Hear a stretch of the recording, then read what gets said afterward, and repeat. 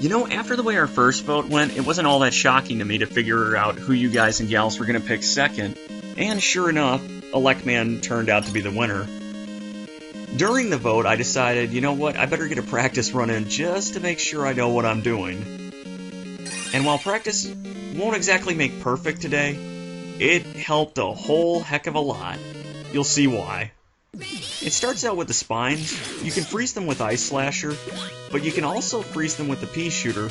But to be quite honest, you don't need to freeze any of the first three here. You do want to get this one up the ladder, but that could have been a better position, yeah. Yeah, well, it's not like we have a weapon that can take him out, so... Shock traps are pretty easy to deal with too, but nothing is more easy than the Watchers, who remain just as useless as they were in New Style mode.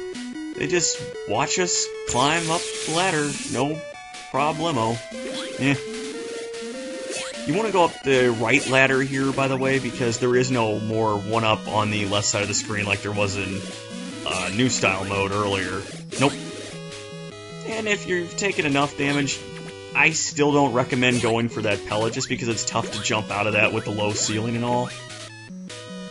And there are a lot of empty rooms in this place. I never really noticed that in the original days, although I do believe there are Watchers in the NES one.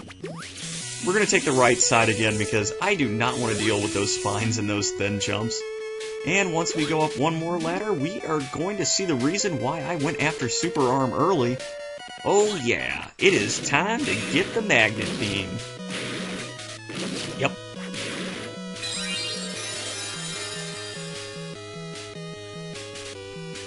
Now it's funny that it tells us to equip it to use in battle, because let's face it, you're never going to use the magnet beam to fight anyone. You're just going to use it to avoid trouble altogether. A little pro speedrun strat there from yours truly. One of the very few that I'll do, because I like taking my time, enjoying the scene. Not getting zapped by all these little shock traps. Once again, another good use for that super arm. Get on up there, and that is going to be the last enemy we are going to actually combat in this very quiet stage, as we get a repeat room with different colored blocks for some reason. Wonder if I oversold how hard this stage was going to be for me, because I was really surprised that this run went pretty well. Though we're not going to take on that big eye. No chance. That's a little tight of a place to try to hit him 20 times, even with my Buster Trigger finger.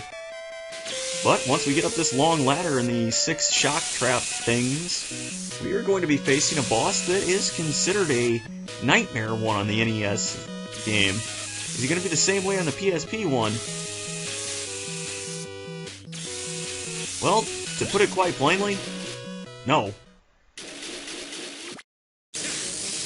Now, when you first fire a pellet at Elec Man, he's going to jump back and shoot his Thunder Beam in the air in retaliation. From there, every 3 pieces, he will stop and shoot his Thunder Beam along the ground, either for 4 straight strikes, or until you get too close for comfort, in which case he'll jump back and fire again.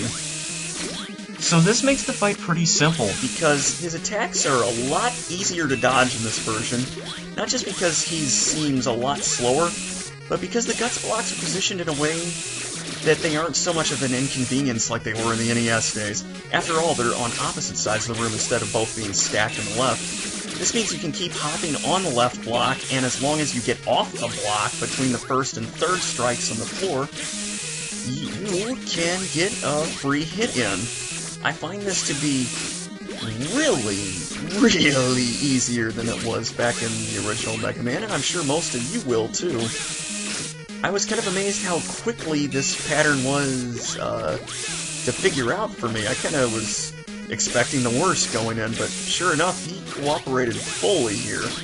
It really does make me want to try this fight in said NES version to see if it works the exact same way, but I just don't see it having as much of an effect as, let's face it, he's a lot more spastic then.